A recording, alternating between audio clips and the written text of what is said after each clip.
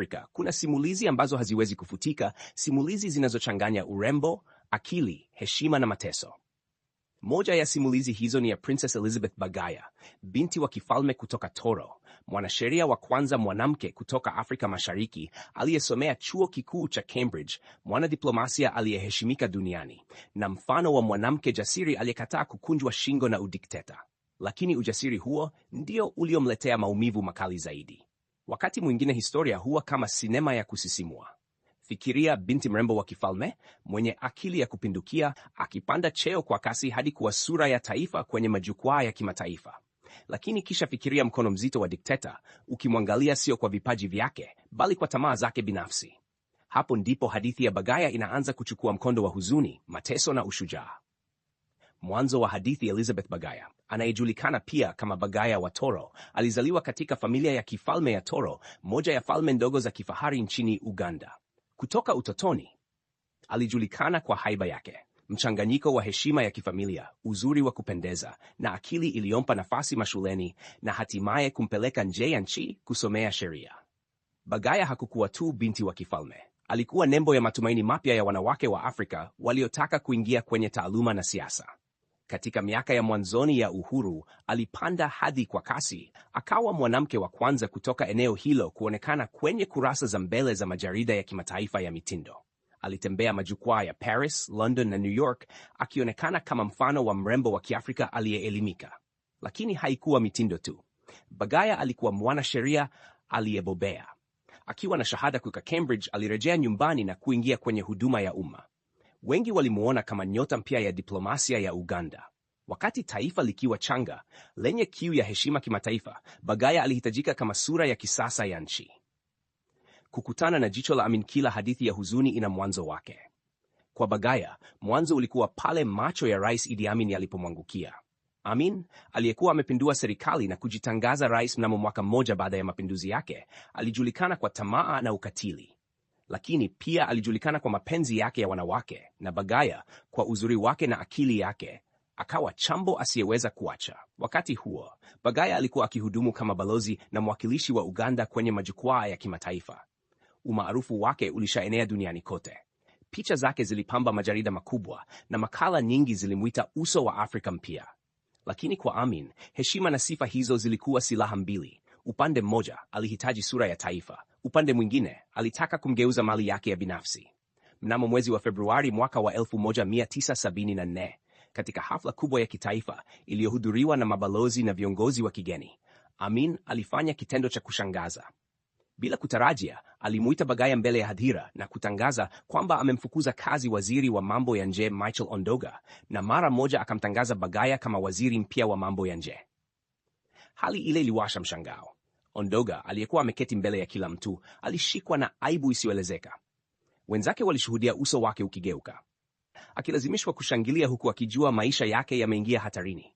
Kwa kweli, siku chache baadaye, mwili wake ulipatikana ukiwa umetupwa katika mochari ya jiji, ukiwa umekatwa vipande. Kwa macho ya dunia, Amin alionekana kumpa heshima kubwa Bagaya, lakini chini ya pazia ilikuwa mtego. Alimpa cheo kikubwa, lakini kwa lengo moja: kumvutia, kumshinikiza na hatimaye kumfanya mke wake. Shida za ndani ya serikali. Bagaya alijua mara moja kwamba kazi yake mpya haikuwa nafasi ya heshima tu, ilikuwa shimo la sumu. Kila siku Amin alitumia nafasi yake kumkaribia, kumrushia maneno ya mapenzi na kumdhalilisha mbele ya wenzake. Wewe ndiye mwanamke pekee kwenye baraza langu, Amin angemwambia. Kwa nini usijiunge nasi wanaume kwenye bwawa la kuogelea? Kila kauli kama hiyo ilimbebea mzigo wa hofu. Bagaya alikuwa na ndoto za kitaaluma, lakini sasa kila hatua yake ilikuwa kivuli cha tamaa za rais. Hali ilikuwa mbaya zaidi kwa sababu mawaziri wenzake walijua na walicheka kimya kimya, wakitambua kwamba kukataa tamaa za Amin kulimaanisha hatari ya maisha. Amin hakukoma. Mara kadhaa alituma watu wake wa karibu kumpelekea Bagaya ujumbe wa moja kwa moja. Kama rais akiuliza, utamkubali akuwe? Lakini Bagaya aliendelea kuepuka, akitulia kimya. Kimya chake kilimchoma Amin kama kisu. Wakati fulani, Bagaya aliitwa mbele ya bunge la Umoja wa Mataifa kule New York kutetea serikali ya Amin. Hotuba yake ilikuwa ya kishujaa. Kwa ufasaha wake na umahiri wa kidiplomasia, aliishangaza dunia kiasi kwamba Amin alimuita mwenye akili kuliko Henry Kissinger. Lakini nyuma ya pazia, Amin hakujali busara yake. Aliona hotuba hiyo kama ushahidi kwamba dunia sasa ingemheshimu zaidi ikiwa angemfanya mke wake. Mwanzo wa uonevu, lakini Bagaya hakukubali, na kwa kukataa kwake alihamsha hasira ya simba. Wakati dunia ilimshangilia kwa hotuba yake ya New York, nyumbani Uganda alikumbana na ukatili. Badala ya kupata tuzo aliyokuwa ameahidiwa, Bagaya alitiwa kifungo cha nyumbani kwa wiki moja. Habari zisizothibitishwa zilienea kwamba Amin aliagiza walinzi wake wamnyelee nywele zote, sio kwa sababu ya kosa la kiserikali, bali kama nia ya kumdhalilisha na kumtesa kiakili. Fikiria binti wa kifalme, mwanadiplomasia wa dunia, akinyolewa nywele kwa amri ya mtu aliyechukia tu kwa sababu hakupata mapenzi aliyoyataka. Kwa familia ya kifalme ya Toro, hili lilikuwa tusi kubwa. Lakini nani angeweza kumpinga Amin? Bagaya alinyamaza, lakini moyoni mwake alijua hali ilikuwa mbaya zaidi kuliko alivyodhani. Faini na hasira. Wakati wa kifungo chake cha nyumbani, Bagaya alipewa taarifa kwamba anadaiwa faini ya shilingi 15,000. Hakuna maelezo yaliyotolewa, wala hakukuwa na kosa la wazi. Ilikuwa njia ya kumkandamiza kiuchumi na kumwonyesha kwamba hata mali yake binafsi ilikuwa mikononi mwa Amin. Bagaya alipoachiliwa, alimkabili Amin uso kwa uso katika Makindye State Lodge. Kwa ujasiri alimuuliza, "Kwa nini unaniadhibu? Kwa nini unaniwekea faini?" Lakini majibu ya Amin hayakuwa ya mantiki. Alifoka, akamzomea, na kila mtu alielewa Bagaya sasa alikuwa kwenye orodha ya maadui wa dikteta. Kukaribia mwisho, kipindi kifupi baadaye, wakati wa kikao cha baraza la mawaziri, Bagaya aliitwa ghafla nje ya mkutano. Alitoka kimya, alikusanya vitabu vyake na tochi yake, kisha akaondoka bila neno. Mawaziri walijua mwisho wake ulikuwa umefika. Siku hiyo hiyo, Amin alitangaza mbele ya baraza kwamba amemfuta kazi Bagaya. Alitoa kashfa ya uongo, akidai kwamba Bagaya alikamatwa akifanya mapenzi na mwanaume mzungu katika choo cha uwanja wa ndege wa Paris alipokuwa akitoka New York. Mawaziri walicheka kwa upumbavu wa kisingizio hicho. Wengine walijua ilikuwa uongo wa wazi, lakini hakuna aliyeweza kupinga. Wote walijua ukweli pekee ni kwamba Bagaya alikataa kuolewa na Amin. Princess Elizabeth Bagaya, sehemu ya pili: kifungo, fedha na aibu ya kitaaluma. Kifungo cha nyumbani. Baada ya hotuba yake ya kishujaa katika Umoja wa Mataifa, ambapo ulimwengu ulisimama kumpigia makofi, Bagaya alitarajia heshima, zawadi na nafasi zaidi ya kuendeleza diplomasia ya Uganda. Lakini badala ya pongezi, alirudi nyumbani kukuta mlango wa kifungo. Idi Amin, akijifanya mwenye mamlaka ya kila kitu, alitoa amri ya kumweka Bagaya kifungo cha nyumbani kwa siku 7. Kwa mtu wa hadhi ya kifalme na waziri wa mambo ya nje, kitendo hicho kilikuwa kashfa kubwa. Aliwekewa walinzi kila kona ya nyumba yake, akinyimwa uhuru wa kutoka nje. Hata kutembea bustanini alihitaji ruhusa. Simu zilidhibitiwa, wageni walizuiwa. Ilikuwa kama gereza la dhahabu, ambapo kuta hazikuwa na minyororo ya chuma, bali minyororo ya hofu na upweke. Lakini kilichomuumiza zaidi ni hadithi zilizoenea kwamba Amin alitoa amri ya kunyolewa nywele zake. Kwa mwanamke, kwa mwanadiplomasia ambaye taswira yake ya kifahari iliwakilisha taifa, kunyoa nywele kulikuwa ni njia ya kumvua heshima na kumdhalilisha hadharani.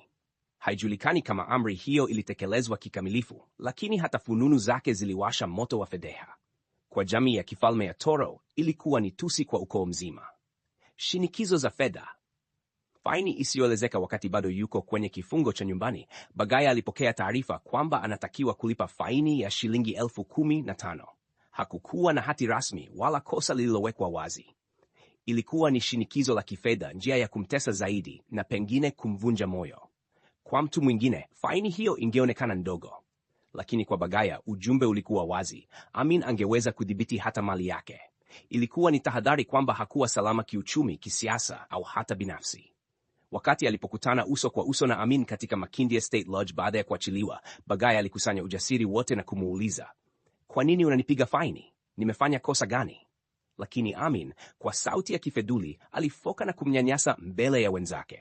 Ilikuwa wazi, sio fedha aliyohitaji, bali unyenyekevu wa Bagaya. Alitaka kumwangusha kiroho, kumlazimisha akubali ndoa ambayo hakutaka. Uhusiano na familia. Hofu kwa koo ya Toro. Ukweli wa Bagaya ulikuwa mzito zaidi kwa sababu hakuhusu yeye peke yake. Alikuwa binti wa kifalme, sehemu ya ukoo wa Toro, moja ya falme zilizokuwa na historia na heshima kubwa. Kila kitendo cha Amin dhidi yake kilikuwa pia ni ujumbe kwa familia yake yote, kwamba hakuna kifalme kingine chenye nguvu zaidi ya kiti chake cha udikteta. Familia ya kifalme ya Toro walinyamaza, wakihofia usalama wao. Wengi wao waliona ukimya kama njia pekee ya kujinusuru. Walisema kimya kimya kwamba Bagaya alichagua ujasiri mkubwa sana, kwa sababu kumkataa Amin kulikuwa sawa na kusaini hukumu ya kifo. Kashfa za uongo. Kilio cha heshima. Mnamo mwezi wa Novemba mwaka wa 1974, baada ya miezi 8 tu tangu apewe cheo, Bagaya alipoteza kila kitu. Amin alimtangaza hadharani kwamba amemfukuza kazi. Sababu aliyotoa, alidai kwamba Bagaya alikamatwa akifanya mapenzi na mwanaume mzungu kwenye choo cha uwanja wa ndege wa Paris alipokuwa akitoka New York. Waziri wa afya Henry Kaemba, ambaye alikuwepo, aliandika kwenye kitabu chake State of Blood kwamba waziri wenzake walicheka kwa machozi kwa sababu ya uongo huo wa kipuuzi. Ni nani angeamini kuwa mwanadiplomasia wa heshima, binti wa kifalme, na waziri wa mambo ya nje angechagua tendo kama hilo kwenye uwanja wa ndege? Lakini kwa Amin, ukweli haukuhitajika. Alikuwa na lengo moja: kumdhalilisha Bagaya, kumvunja heshima na kuficha ukweli kwamba sababu pekee ya kumfuta kazi ni kwa sababu alikataa kumuoa. Hofu ya maisha. Kwa Bagaya, kuondolewa madarakani haikuwa tu kupoteza cheo. Ilikuwa ni onyo kwamba maisha yake yalikuwa hatarini. Ondoga, waziri aliyefutwa kabla yake, alipatikana mochari baada ya siku chache. Wengine waliokuwa maadui wa Amin walipotezwa usiku na miili yao kutupwa kwenye barabara au mito. Bagaya alijua kifo kingemfuata. Alijua hakuwa na muda mwingi. Usiku wa hofu. Mnamo usiku wa tarehe 8 mwezi wa Februari mwaka wa 1975, mpango wa kutoroka ulifanywa. Bagaya, akiwa amevaa mavazi ya kawaida, alilazwa kwenye kiti cha nyuma cha gari. Watu waliomwamini walimweka chini na kumficha kama mzigo, wakipita kwenye barabara za Kampala kwa hofu kubwa. Kila kitu kilihitaji usiri, kwa sababu walinzi wa Amin walikuwa kila mahali. Ukikamatwa, hukumu ilikuwa kifo papo hapo. Safari hiyo iliwapeleka hadi Jinja, mji ulioko mashariki mwa nchi, karibu na mpaka wa Kenya. Kesho yake mchana, Bagaya, akiwa amevaa kama msichana wa kijijini, alitembea kupitia kichaka na kuvuka mto, akiongozwa na wanaume watatu waliomlinda. Walitembea kilomita kadhaa wakiwa makini kuepuka doria. Hatimaye walivuka mpaka na kuingia Kenya. Kwa mara ya kwanza baada ya miezi ya mateso, Bagaya alihisi pumzi ya uhuru. Lakini ndani ya moyo wake alijua maisha yake hayakuwa sawa tena. Hakuwa tena waziri wa mambo ya nje wa taifa lake. Hakuwa tena sura ya diplomasia ya Uganda. Sasa alikuwa mkimbizi, binti wa kifalme aliyeponyoka kifo mikononi mwa dikteta. Maisha ya uhamishoni. Mwanzo mpya wa huzuni huko Kenya. Bagaya alipata hifadhi, lakini maisha ya uhamishoni hayakuwa rahisi. Alijaribu kuendelea na taaluma yake ya kisheria na kidiplomasia, akitumia jina lake la kifalme kama kinga. Aliandika kitabu chake Elizabeth of Toro, The Odyssey of an African Princess, mnamo mwaka wa 1983, akisimulia simulizi ya mateso, udhalilishaji na hatari aliyopitia chini ya utawala wa Amin. Kitabu hicho kilimfanya ajulikane zaidi kimataifa, lakini ndani ya moyo wake, Bagaya alibeba majeraha ya maisha. Hapo ndipo sehemu ya pili